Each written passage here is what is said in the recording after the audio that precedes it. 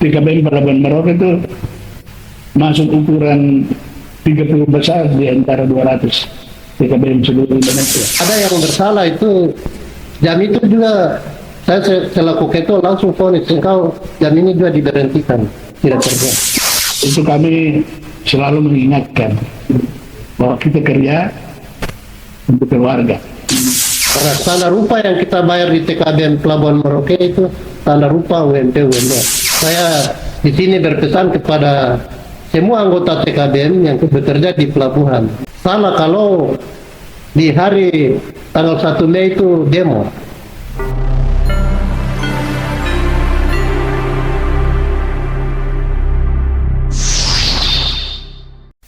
Selamat pagi pemirsa podcast RRI Merauke. Senang sekali kita ketemu di program podcast untuk edisi kali ini. Dan istimewa kami boleh berada di kantor koperasi TKBM Pelabuhan Merauke.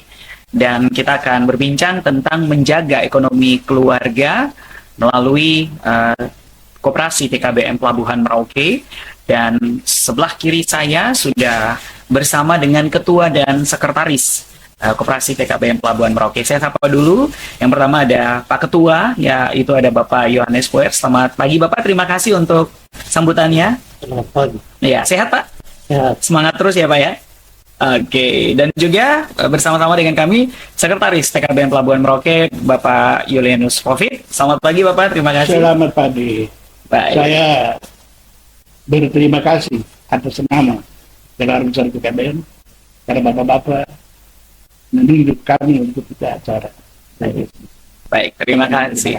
Baik, ya tentu saja ini menjadi sebuah sesuatu yang menarik juga ya Pak Yul dan juga Pak Yohanes ya, mengingat TKBM Pelabuhan Merauke ini salah satu wadah ataupun juga koperasi yang mungkin bisa kita katakan memperhatikan bagaimana ekonomi keluarga Indonesia, lebih terkhusus lagi keluarga dari masyarakat asli Papua melalui tenaga-tenaga TKBM yang mungkin dibina ataupun juga dijaga dan diberikan kesempatan untuk mereka mendapatkan pekerjaan. Namun sebelum nanti kita akan berbincang sampai ke situ, ini mungkin sedikit gambaran buat kami, baik itu nanti Pak Yul ataupun juga Pak John, tentang cikal bakal atau sejak kapan TKBM Pelabuhan Merauke ini ada. Nah, ini juga bisa menjadi sebuah cerita sejarah yang perlu kita tahu bersama. Terima kasih. Saya minta waktu untuk dari ulur ke belakang sebelum TKBM. Jadi awal daripada buruh ini mulai dari perang kemerdekaan. Itu namanya budak belian, bukan buruh.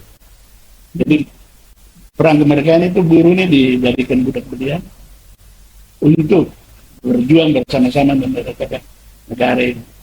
Sudah itu terus masih berhubungan dengan buruh, masuk kaum Gujarat. POC waktu itu. Jadi buruh ini digunakan sebagai baca-baca kapal. Jadi bukan waktu itu belum nama buruh, baca-baca. Lalu masuk di mulai pedagang-pedagang Gujarat, itu baru mulai masuk ya. Ada yang namanya father system. Itu juga masih tidak jauh dari baca-baca kapal. Nah, sudah di father system, masuk pemerintah. Itu tahun berapa Pak? 40-an itu Pak? Ya 40-an. Kalau sudah masuk ke BUK itu sudah 60-an. Jadi BUK itu kan mulai pemerintah, setelah VOC pemerintah mulai masuk, terus membentuk BUK, Badan Usaha Karya. Itu juga masih dibentuk oleh 2 menteri, Perhubungan dan Tenaga Kerja. Kemudian pada tahun 70-an BUK-nya diganti dengan yayasan. BUK ini kan Badan Usaha Karya, diganti dengan Yayasan Usaha Karya. Ya. Jadi karya ini berjalan sampai tahun 85, keluar Impres 4 tahun 85 membubarkan Yayasan Usaha Karya. Lalu yang menjalankan sudah dibubarkan Badan Pengelola Sementara, mulai dari tahun 85 sampai tahun 90. Tahun 90 baru keluarlah SKB 3 Menteri Perhubungan, Koperasi, Tenaga Kerja. Maksudnya kemarin dari 2 badan yang sebelumnya itu hanya diatur oleh 2 menteri, yaitu Perhubungan dengan Tenaga Kerja.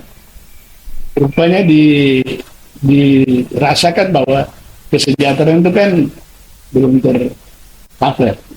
Sehingga dengan adanya TKBM ini masuklah Departemen Koperasi yang ditangani langsung oleh DPP, kelembagaan koperasi, untuk menangani kesejahteraan anggota buruh yang memang sudah jalan dan sudah baik sekali. Kalau itu saya sampaikan pula bahwa TKBM Pelabuhan Merak itu masuk ukuran 30 besar di antara 200 TKBM seluruh Indonesia. 30 besar. Dari segi apa tuh Pak? Dari segi semua kesejahteraan. Itu apa ini? Penilaiannya ya Pak ya? Penilaiannya.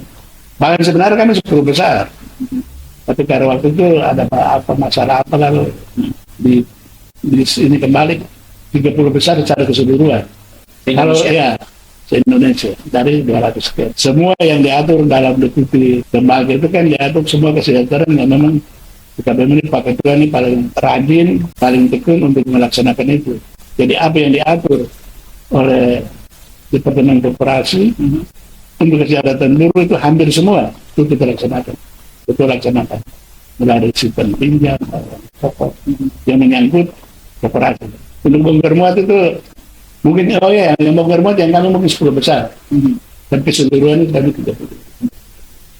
Mungkin itu. Baik. Berarti ini sudah cukup panjang ya Pak ya, perjalanan TKBM Merauke ya, artinya dari apa tadi BUK ya, BUK kemudian berubah menjadi yayasan dan akhirnya sekarang dari tahun 85 menjadi koperasi. Dan 85 sampai 90 Oke, pengalaman sementara kemudian baru jadi koperasi sampai saat ini ya. Baik, tentu saja itu ada hubungannya dengan manajerial ya, lebih teratur bagaimana mengorganisir tenaga kerja bongkar muat, atau mungkin lebih umum orang bilang buruh begitu mungkin ya biasanya ya, tetapi kan ada istilah khusus ya, yaitu TKBM. Kemudian sesuatu yang menjadi informasi juga ya buat masyarakat yang sedang menyaksikan podcast kita ini, mungkin saya bergeser ke Pak Ketua, Pak Yohanes Puet. Tugas dari koperasi TKBM Pelabuhan Merauke ini seperti apa Pak? Tugas dari koperasi TKBM Pelabuhan, tugas utama itu sebenarnya bongkar muat barang, bongkar dari kapal ke pelabuhan dan seterusnya ke pemilik barang. Penumpang ya Pak ya? Tugas utama. Sementara untuk dari sisi koperasinya sudah dijelaskan oleh Pak Yusuf bahwa setiap usaha dalam bentuk koperasi harus ada unit simpan pinjam, harus ada wasirda.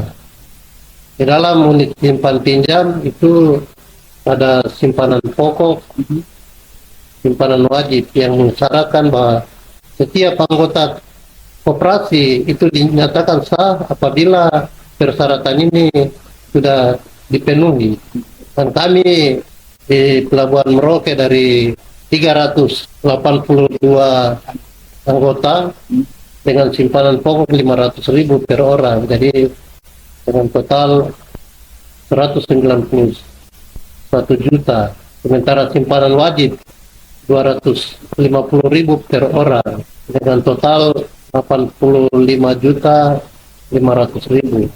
Simpanan pokok ini diputar dalam simpan pinjam.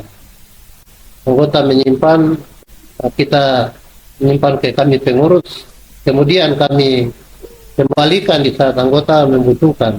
Akhirnya mulai dari tahun 2014-15 kami mulai rak, sampai hari ini. Tahun kemarin juga masih rak pembagian saung.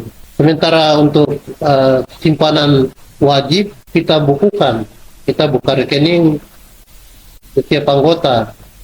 Dan untuk mengisi buku rekening anggota itu setiap kali pengupahan kita kerja kita potong 200.000, kita buka rekening di bank BNI. Sementara untuk bagian lain yaitu untuk tenaga kerja harus diamankan melalui jaminan ketenaga kerjaan. Kita juga mengurus mereka ikut jam sostek, mereka ke jam sostek. Dari 382 anggota Mungkin hanya tinggal 10 yang belum kami urus. Itu terbentur dengan KTP, masalah kelas. Semua kita urus. Dan untuk ukuran penyertaan jam sostek, mungkin Pelabuhan Merauke, pelabuhan kelas 4 yang mungkin cukup lengkap untuk tingkat seluruh Papua. Tertib ya Pak ya. Tertib. Pelabuhan Sorong kelas 1 untuk Papua, Jayapura kelas 2, Biak Manokwari kelas 3, Merauke. Kita jauh lebih baik. Kami juga selalu berkomunikasi dengan pembina dari 3 instansi pembina. Baik. Jadi memang dengan keberadaannya koperasi ini bisa menjaga ataupun juga mengontrol ya bagaimana setiap keuangan yang dimiliki oleh setiap anggota koperasi, dalam hal ini tenaga TKBM, untuk lebih bijak mengatur, karena memang bekerja endingnya juga untuk keluarga, mungkin seperti ya Pak Yul dan juga Pak Yones ya. Apa yang paling sering diedukasikan gitu? Apa yang paling sering diingatkan kepada anggota TKBM dalam hal untuk memanfaatkan uang ini dengan hal-hal yang positif atau yang bermanfaat gitu Pak? Jadi di setiap pertemuan itu kami selalu mengingatkan bahwa kita kerja untuk keluarga.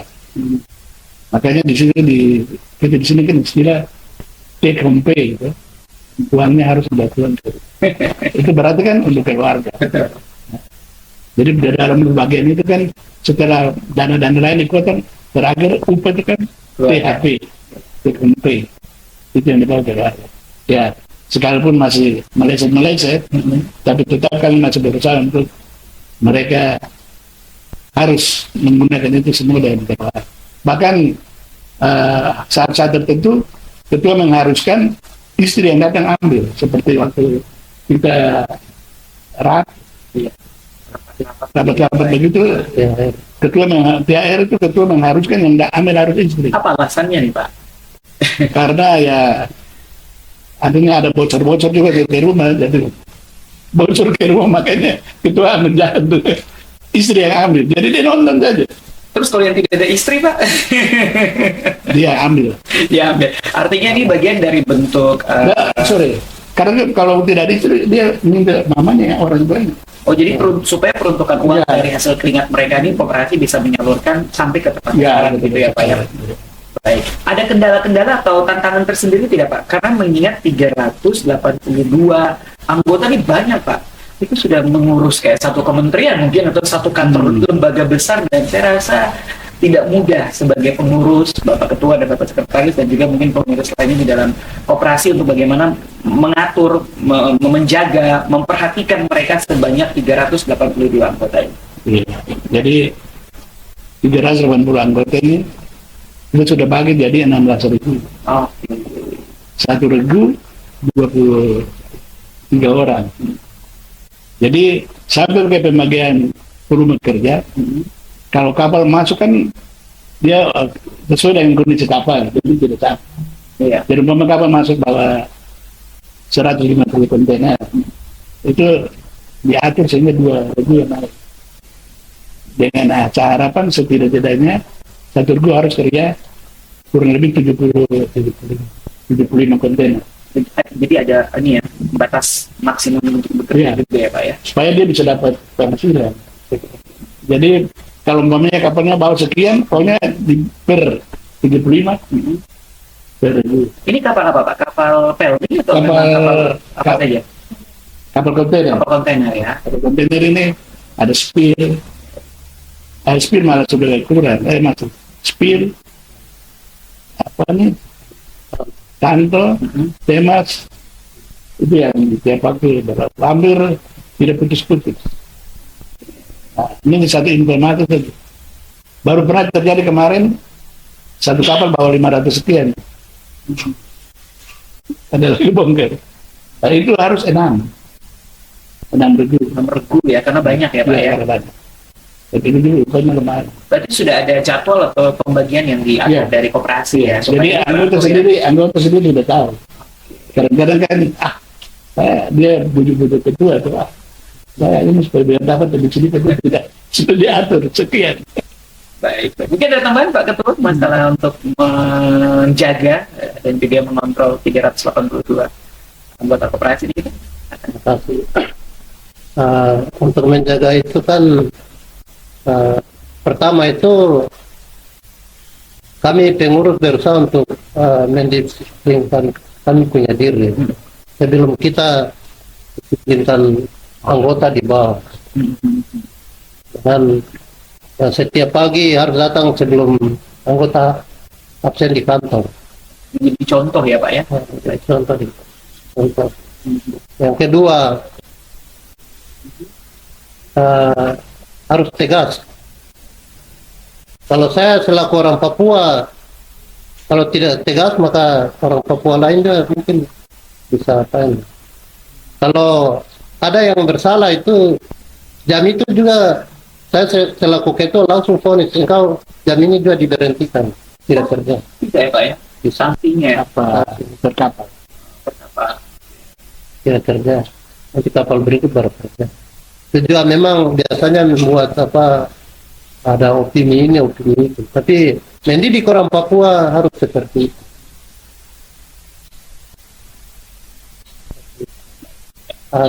Kembali ke tadi Bapak Yul sampaikan mengenai sebagian kontainer, kita sudah hitung mereka punya upah layak. Karena standar upah yang kita bayar di TKBM Pelabuhan Merauke itu standar upah UMP UMR. Dan itu hanya terjadi di Pelabuhan Merauke. Saya di sini berpesan kepada semua anggota TKBM yang bekerja di pelabuhan. Salah kalau di hari tanggal 1 Mei itu demo, dilarang demo. Karena upah yang kami bayar dan juga itu kan campur tangan pemerintah. Pemerintah peduli terhadap TKBM pelabuhan, jadi tidak boleh ada yang demo. Kalau berani demo, orang itu juga saya berhenti. Dan memang sudah bagian prestasi dari koperasi dan perhentian juga ya Pak ya. Artinya memberikan upah yang sudah UMR ya Pak ya. Bahkan di atas. Bahkan di atas ya Pak ya. Mungkin bocoran sekarang di atas berapa Pak? Di atas 3 sampai 4 kayaknya. Jangan. Oh jangan ya. Jadi kepo ya Pak. Pokoknya lumayan di atas. Nah, sehingga fungsi dari koperasi itu sendiri yang tadi Pak Yul dan Pak Yones pernah bilang bagaimana uang itu mungkin upah itu bisa diambil oleh istri ataupun juga bisa dijaga, bisa dikontrol, ada sedikit disisihkan untuk simpan pinjam dan sebagainya, sehingga memang uang upah itu bisa benar-benar dimaksimalkan ya demi kesejahteraan ekonomi keluarga itu sendiri, bukan kepentingan koperasi ya, mungkin seperti itu. Baik. Cuma seringkali Pak, ini mungkin pandangan saya sebagai masyarakat juga ya, seringkali kan mereka juga masyarakat umum kadang-kadang memandang tenaga TKBM ini tenaga yang mungkin bekerja dengan kurang profesional gitu ya. Kadang-kadang kan mungkin Bapak orang pernah mendapatkan kritikan atau masukan. Kadang mungkin mereka tidak mempercayakan tenaga TKBM, tetapi lebih mau mengangkat barang sendiri ya, mungkin gambaran umum seperti itu. Nah ini bagaimana menyikapi tentang adanya pandangan masyarakat umum seperti ini, sedangkan koperasi sendiri berupaya untuk memberikan edukasi ataupun juga arahan kepada para buruh atau tenaga TKBM ini untuk memang bertanggung jawab juga dalam bekerja Pak. Silakan. Oke, baik. Terima kasih. Jadi buruh yang bekerja di pelabuhan Merauke ini itu ada buruh non TKBM. Oke. Nah itu yang bermasalah. Kalau TKBM ini sudah diatur jadi tidak bermasalah. Yang dimaksud itu rupanya di kapal penumpang, kapal putih. Kapal putih ini kan mereka menganggap bahwa orang mereka punya pekerjaan. Sampai hari ini kami belum cari titik temu untuk bagaimana supaya TKBM sendiri kerja. Kapal masuk kan penumpang yang mau turun dia lebih senang kalau buruh yang masuk itu kan anggota yang masuk kerja itu seragam. Betul. Kalau seragam kan TKBM. Yang bikin kacau itu semua kan yang tidak seragam bukan TKBM. Yang sekarang yang tadi dimasuk kan. Betul. Mungkin tidak perlu. Akhirnya TKBM-nya yang terbawa, namanya jadi tidak baik gitu ya Pak ya. Padahal kita berharap dari keamanan sampai hari ini rapat demi rapat sampai sekarang malas rapat. Dorong saja bicara itu. Itu menjadi tantangan juga ya Pak. Tantangan besar. Jadi kalau kami paksakan untuk tunjukkan punya hak dan kami punya profesionalisme, berarti kami akan dapat benturan dengan pihak yang bukan benar. Dan hal ini sampai hari ini belum dapat diatasi, baik KSP maupun keamanan. Yang kami tunjuk dorong tetap. Tinggal bagaimana mungkin masyarakat bisa memilih ya mana yang memang TKBM koperasi dan mana yang memang tenaga buruh liar, mungkin seperti itu ya. Perbedaannya dari mana Pak? Memang ada warna seragam atau seragam seperti apa? Mungkin juga menjadi informasi untuk masyarakat. TKBM kan masuk dari seragam. Baik. Sedangkan mereka tidak seragam. TKBM kan kasih harga kan yang pantas. Mereka semaunya dia saja. Yang tidak berseragam. Yang tidak berseragam. Nah, tapi ini yang sampai hari ini belum diatas. Kalau itu di atas itu aman. Sekarang kemarin Ketua TKBM harus kan kalau itu dengan begitu coba kapal putih masuk semua regu turun. Coba untuk apa ya? Memadati cara salah satu cara itu. Supaya tidak ada celah buat buruh liar gitu ya Pak ya. Tetapi itu kalau kapal masuk itu masih mungkin. Tapi kalau berangkat sulit. Karena buruh luar ini dia sudah tunggu di depan angkatan laut dengan depan rumah saya. Jadi penumpang yang datang dan bawa barang itu sudah di mobil. Sudah ada yang minta jasanya duluan dari depan ya Pak ya. Jadi masuk di dalam kalau TKBM bersikeras ya pasti bentrok. Jadi kita juga pesan. Kita ini laki-laki, kita biasa kadang-kadang kita juga laki-laki. Tapi ya kita juga jaga supaya. Jadi kalau aman di pelabuhan ini berarti kami harus bentrok dengan pihak lain. Dan yang bikin kacau coba itu bukan buruh TKBM, tapi orang buruh liar ini apa cuma ya? Kan orangnya tahu pelabuhan itu kan betul TKBM. Jadi orang yang mencoreng itu penama. Baik, jadi bagaimana masyarakat bisa membedakan mana yang TKBM yang sah begitu yang resmi dengan menggunakan seragam yang ada tulisan TKBM-nya dan mana yang memang mengaku buruh atau meminta jasanya dan itu memang TKBM liar. Alangkah baiknya kita bisa memilih yang berseragam. Mungkin seperti itu ya. Mungkin ada tambahan Pak Ketua tentang masalah ini, tantangan ini Pak? Dari saya mungkin minta aparat KSP dengan aparat keamanan pelabuhan terus memang setiap kali pertemuan kan kita TKBM ini diminta untuk pasang badan. Ini kan salah. TKBM dibentuk bukan untuk jaga keamanan pelabuhan, tidak, tapi untuk bekerja, yang punya hak untuk bekerja di dalam. Maka untuk mengatasi hal-hal seperti itu harus keamanan pelabuhan. Kemarin pas tanggal 12 Februari malamnya saya putar televisi itu di Jakarta juga pelabuhan Tanjung Priok sama. Tapi yang mengatasi di dalam bukan TKBM, tapi keamanan pelabuhan. Di sini juga harus begitu. Saya khawatir jangan sampai tidak begitu, malah kita masyarakat diadu domba. Seperti tadi Bapak Yul sudah sampaikan, kalau kita marah ya dari 300 orang kita turun yang parah. Kita tidak mungkin kita tidak turun dengan alat tajam, karena dia juga mabuk datang dengan alat tajam. Saya berharap ya sekarang sudah pemilihan gubernur, bupati baru, mungkin bisa ada apa ini? Koordinasi ada solusi. Daripada informasi di Pelabuhan Kelapa Lima itu malah jauh lebih tertib karena di sana Brimob yang jaga. Di Pelabuhan Merauke juga pelabuhan besar juga harus sama.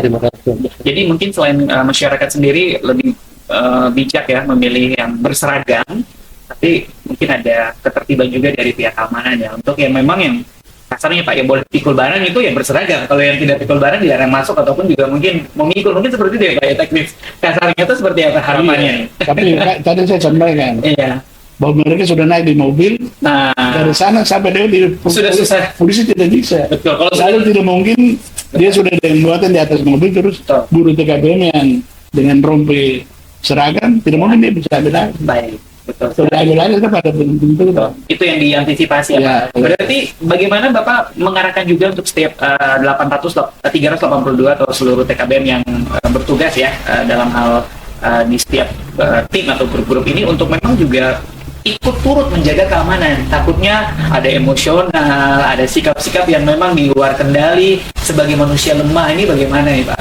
Iya, terima kasih. Jadi itu sudah dipikirkan seperti tadi saya sampaikan. Bahwa pernah ketua perintah kan semua harus turun dengan seragam untuk itu. Tapi tidak lurus juga. Karena TKBM kan selamanya dalam pelabuhan kan dia pakai rompi. Rompi merah banyak kali sekarang, rompi hijau juga ada. Mereka tidak ada. Tapi orang-orang penumpang juga sebenarnya tidak mau dulu kasih barang sama mereka. Dan mereka rampas. Jadi memang kelihatannya tadi Pak Ketua bilang di KICP keamanan ini harus tegas. Kalau tidak ya Oke.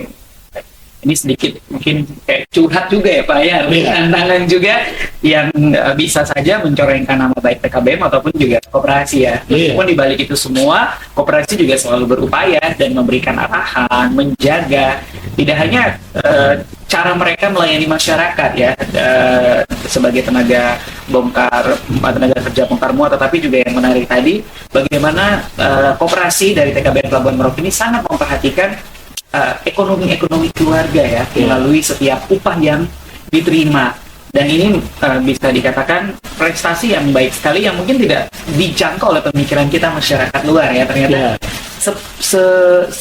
sedetail itu koperasi TKBM Pelabuhan Merauke. Nah, Bapak ini mungkin akhir dari obrolan kita di podcast apa Pak arahan yang bisa Bapak sampaikan kepada masyarakat di luar secara umum dan juga mungkin kepada TKBM kita yang sedang menyaksikan program podcast ini sehingga kedepannya TKBM semakin makmur, kemudian koperasinya pun juga semakin bersemangat dan masyarakat pun juga bisa merasakan dan mendapatkan pelayanan yang terbaik dari TKBM dan juga koperasi. Mungkin silakan Pak Ketua duluan, kemudian nanti Pak Yul sebagai closing statement. Oh iya.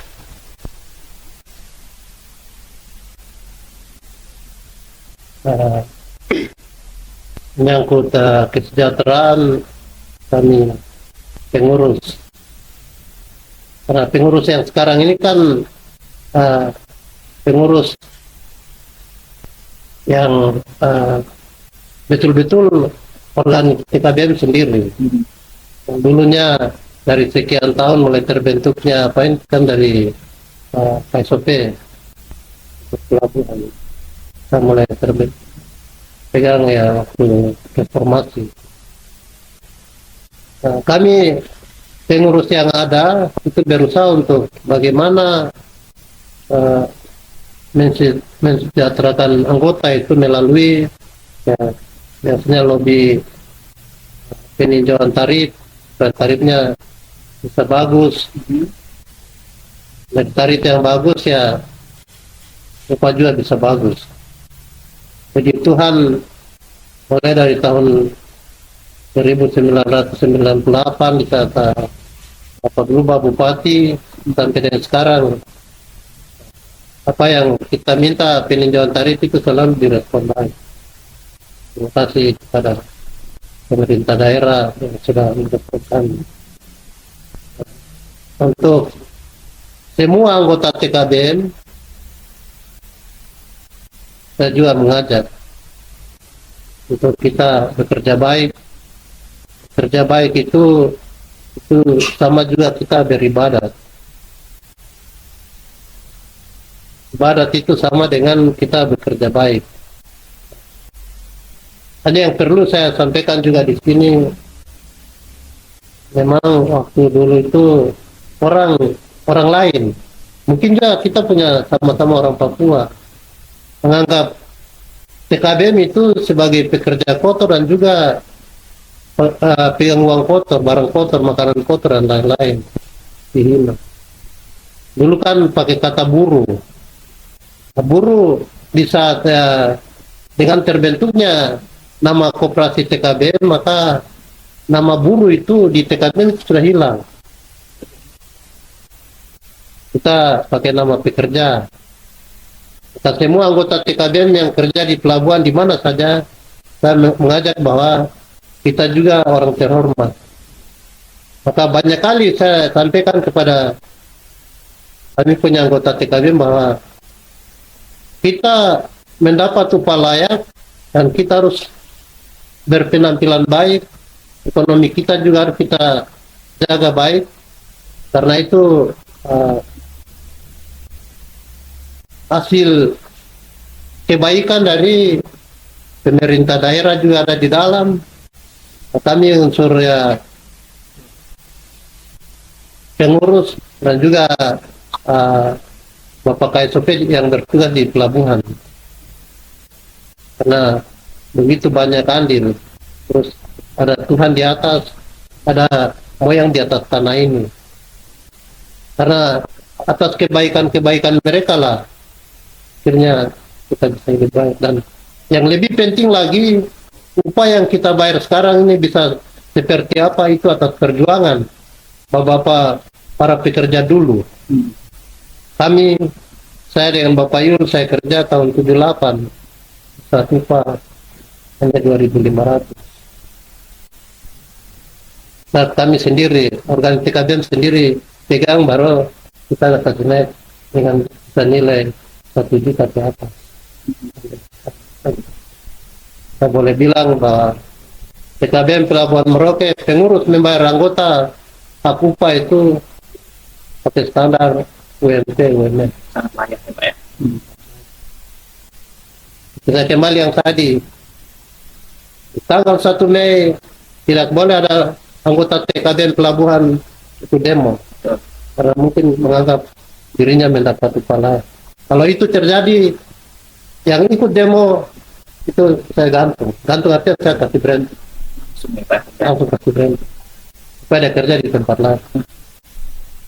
Mungkin saya. Baik, luar biasa ya sebuah penyampaian pesan juga ya kepada tenaga TKBM, dan sedikit gambaran bahwa TKBM itu adalah tenaga terhormat seperti dengan para pekerja lainnya yang hanya berbeda bentuk profesi pekerjaannya saja atau bentuk pekerjaannya mungkin seperti itu ya, sehingga ini ada menjadi gambaran atau tentang positif dari masyarakat. Terakhir Pak Yul, Pak Sekretaris, silakan. Iya. Jadi saya garis bawahi apa yang disampaikan Bapak Ketua tadi semua, bahwa itu demi kepentingan kebaikan anggota TKBM Pelabuhan Merauke. Dan kami tidak kasih bocoran, tetapi upah kami itu di sini sekarang UMR kan 4 juta sekian. Betul ya, kira-kira lah. Jadi ya kami tidak kasih bocoran, tapi kurang lebihnya seperti itu ya. Demi kesejahteraan anggota. Dan apa yang kami sampaikan ini betul-betul terjadi, kami tidak jadikan semua ini kami berbuat ini. Pengurus sekarang ini kan kami berstatus disampaikan ketua, kami juga anggota, kami juga buruh, kami juga pekerja. Jadi apa yang kami berbuat itu demi kepentingan semua untuk kebaikan kita. Jadi kepada anggota TKBM yang bisa nanti mengikuti acara ini, mohon mensikapi apa yang disampaikan oleh Pak Ketua tadi. Tanggal 1 Mei itu May Day, itu hari buruh, hari buruh dunia, bukan hari buruh TKBM. Betul. ILO punya, International Labour Organization yang punya. Tapi kita termasuk di dalam. Jadi tidak perlu ada isu lain itu harus didengar, karena yang memberikan isu lain itu bukan yang mengurus kamu, bukan yang mengupah kamu. Yang melarang ini yang mengupah kamu, mengurus kamu sampai sebagus sekarang ini. Saya paling bangga duduk di rumah saya, kalau anak buah saya lewat sudah pakai motor, pakai rompi, saya bangga sekali. Ya. Jadi itu yang kita pertahankan.